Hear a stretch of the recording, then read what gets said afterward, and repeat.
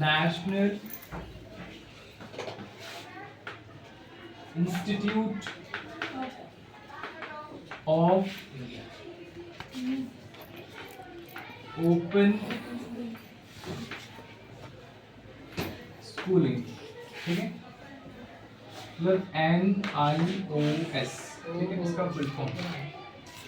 फिर आपको नीचे लिखना है ट्यूटर मार्क असाइनमेंट, मतलब TMA।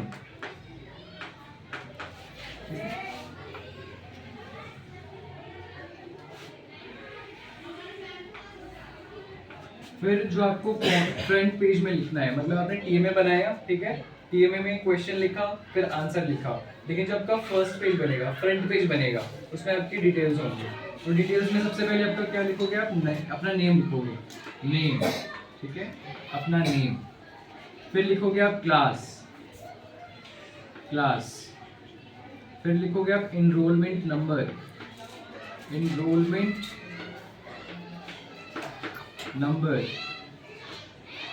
देन आप लिखोगे subject name,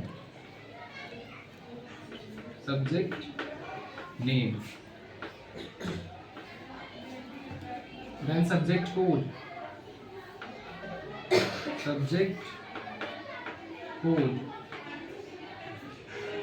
then father's name,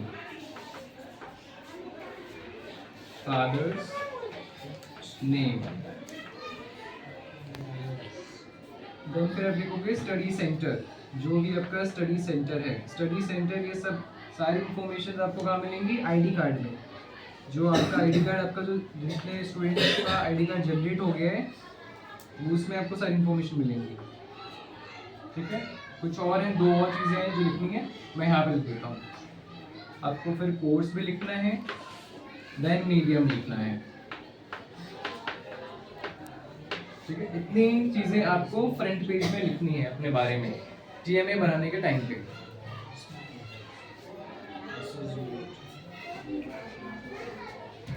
और ये कौन सी शीट पे लिखनी है ये भी देख लो आप। आपको लेना है डिजाइनर शीट, ऐसी शीट लेनी है, इसको बोलते हैं डिजाइनर शीट। आप ऐसी शीट लोगे, ठीक है, और उस पर फिर ऊपर में लिखोगे national institute of open schooling जो लिखा हुआ है, अच्छे से लिखना, डिजाइन कर सकते हो, और इसमें और स्टाइलिश वे में लिख सकते हो, कलर कर सकते हो, कोई प्रॉब्लम नहीं है। फ्रंट पेज जो बनाओगे वो अट्रैक्टिव बनना चाहिए, मतलब बहुत ही अच्छा होना चाहिए फ्रंट पेज। उसमें जितना आप डिजाइन कर सकते हो, साइड में फूल बना सकते हो, वो सब आप करो, कोई प्रॉब्लम नहीं है, ठीक है। तो ऊपर लिखोगे सबसे ऊपर national institute of open schooling, ठीक है।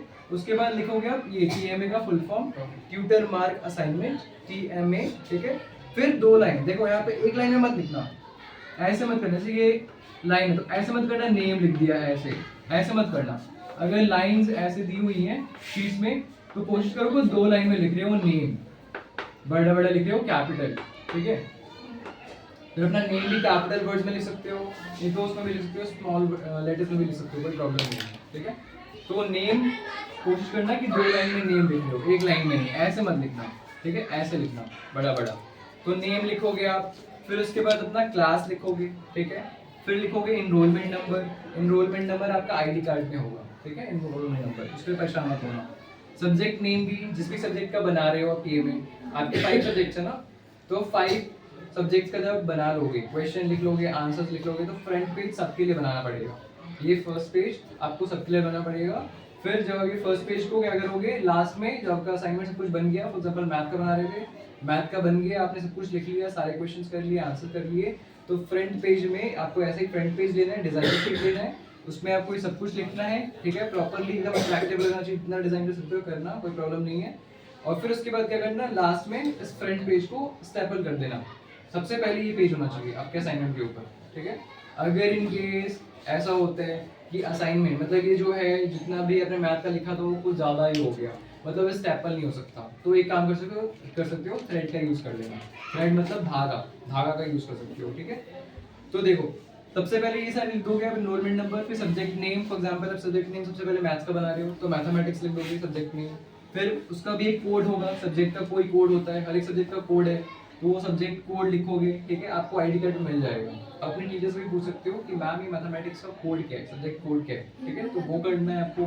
फिर अपने फादर्स का नेम लिखना है, फिर स्टडी सेंटर लिखना है, स्टडी सेंटर भी आपका आईडी कार्ड पे होगा, स्टडी सेंटर आपका कहाँ पे है, ठीक है। फिर कोर्स लिखना है, जैसे 10th में हो तो सेकेंडरी लिखते हैं, अगर आप 11th-12th में हो तो सीनियर सेकेंडरी लिखते हैं। वैसे ही आप लोग अगर 8th में हो तो आपके आईडी कार्ड पे लिखा होगा कोर्स में क्या लिखना है, ठीक है। फिर मीडियम में आपको लिखना है कि कौन से मीडियम से आप दे रहे हो, मतलब अपने सारे पेपर्स आप हिंदी में लिखोगे या इंग्लिश में लिखोगे। इंग्लिश में। तो इंग्लिश मीडियम, मीडियम में क्या लिखोगे, इंग्लिश लिखोगे, ठीक है। अब ये हो गई ये बात कि आपको डिजाइनर शीट का यूज करना है। अगर इन केस आप में से मतलब गर्ल्स ज़्यादा होती हैं इन सब चीज़ों में माहिर, तो मैं गर्ल्स को बोलूँगा, बॉयज़ भी होंगे, मैंने ऐसा नहीं बोल रहा कि बॉयज़ को नहीं आता डिज़ाइन करने, लेकिन आपको ऐसा शीट नहीं लेना, ये फ्रंट पेज ऐसा नहीं करना।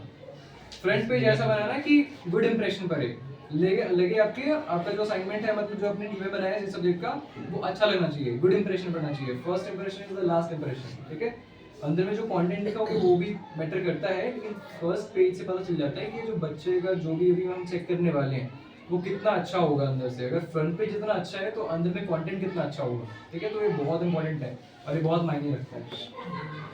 तो देखो ऐसा कोई शीट मत लेना, ये रूलर शीट है, इसको रूलर शीट बोलते हैं। एक साइड ब्लैंक रहता है और एक साइड पे ऐसे लाइंस रहती है, इसको रूलर शीट बोलते हैं। और आप जब बनाओगे, मतलब जो आप मैथ का बना रहे हो, इंग्लिश का बना रहे हो, हिंदी का बना रहे हो, तो आपको लिखना है ऐसी शीट लेनी है। स्टेशनरी पे जाना, बोलना अंकल मुझे रूलर शीट दे दो, वो आपको ऐसी शीट देंगे, एक साइड लाइन वाली होगी और एक साइड ब्लैंक होगी। तो ऐसी शीट पे आपको अपने सारे असाइनमेंट्स करने हैं, मतलब टीएमए करने हैं। इसमें आप क्वेश्चन लिखोगे फिर आंसर लिखोगे, क्वेश्चन फिर आंसर, पेज नहीं चलेगा। एक मिनट, ठीक है, असाइनमेंट, हाँ यही डबल साइड चलेगा, कोई बात नहीं, ये भी चलेगा, डबल साइड भी चलेगा, ठीक है ना, हाँ सही है ना, हमने ये कल भी बना चलेगा, लिया ना, ठीक है, ये भी चलेगा। लेकिन ऐसा नहीं होना चाहिए कि आप नोटबुक रजिस्टर के पेजेस में लिख रहे हो, नहीं, वो बिल्कुल नहीं चलेगा, रजिस्टर के पेजेस नहीं चलेंगे।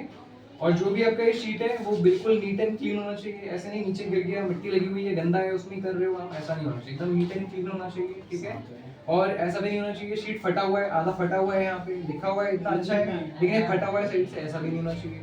शीट बिल्कुल भी फटी नहीं होनी चाहिए, नीट एंड क्लीन होनी चाहिए। जो भी आपने लिखा है वो रीडेबल होना चाहिए, मतलब मैं रीड कर पाऊँ। ऐसी इतनी गंदी राइटिंग में नहीं लिखना है कि मैं रीड करना ही मुश्किल हो जाए, डॉक्टर की राइटिंग में नहीं लिखना है, ठीक है। और कोई कटिंग नहीं होनी चाहिए। कई बार करते हैं कि हाँ ये लिख दिया फिर बीच में काट दिया, ऐसे करके काट दिया, तो ये भी नहीं करना है बिल्कुल भी, ऐसा बिल्कुल मत करना। ऐसे करोगे तो फिर बैड इंप्रेशन पड़ेगा, ऐसा बिल्कुल मत करना। अगर कुछ मिस्टेक हो गया है तो एक हल्का सा कट कर दो, ठीक है, हल्का सा कट कि पता भी ना चले। ऐसे एक सिंगल लाइन कट कर दो और फिर साइड में लिख दो या नीचे लिख दो, लेकिन कोशिश करना कटिंग बिल्कुल ना हो।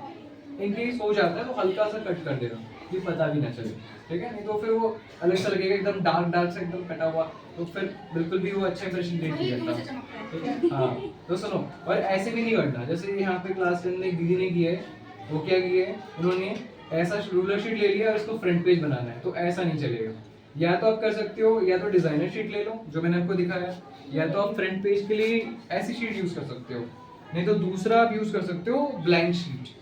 ब्लैंक शीट यूज करने का मतलब है कि आपको इस पे डिजाइन करना है, अट्रैक्टिव बनाना है इसको। आप कह रहे हो कि नहीं मैं डिजाइन शीट का यूज नहीं करूंगी या नहीं करूंगा, मैं खुद से डिजाइन कर सकता हूँ, बहुत ही अच्छा लगेगा, ठीक है।